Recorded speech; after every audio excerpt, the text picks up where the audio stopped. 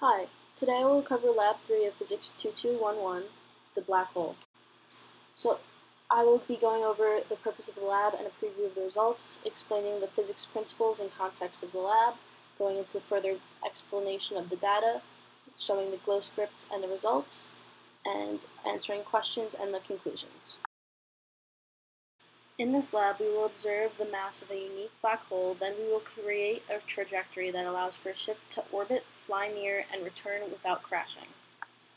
Some of the physics principles we will be employing in this lab are Newton's law of motion, gravitational force, and here are some relevant formulas. Newton's second law affirms that an object in motion will remain in motion unless acted on by a force.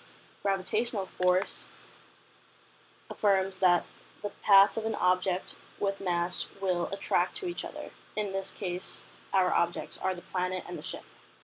So here we have the code.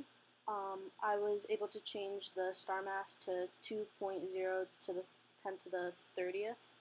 I also employed other formulas to calculate delta V by subtracting the final from the initial. I did the same with delta P, and to find that, we just put them over each other to get our results.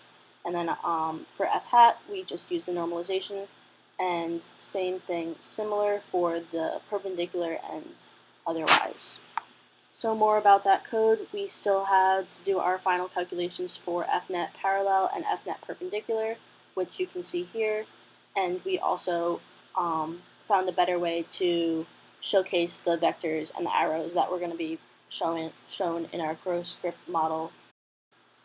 Here's the glow script model video that came with it. As you can see, we're getting a lot of masses in the output, so I was able to average those to get an average of 1.3, 10 to the 34th, and those other numbers are what we used our calculations for previously.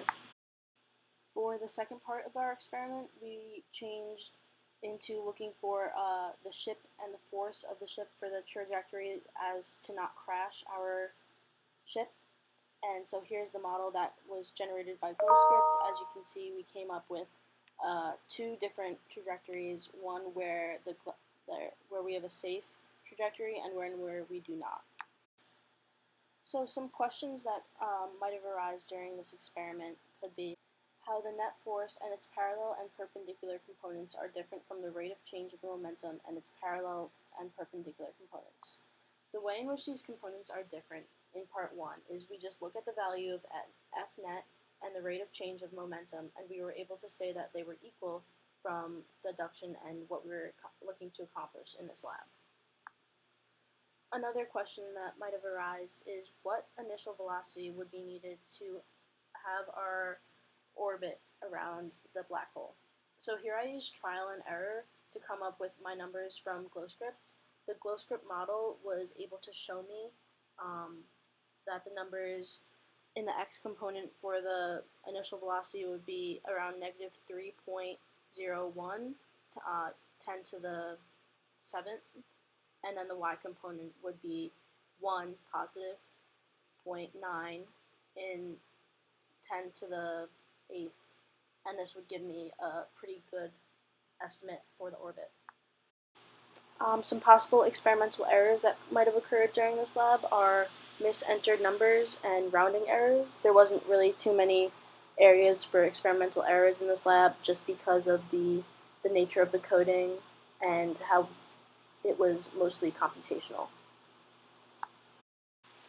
Thank you for watching and have a great rest of your day.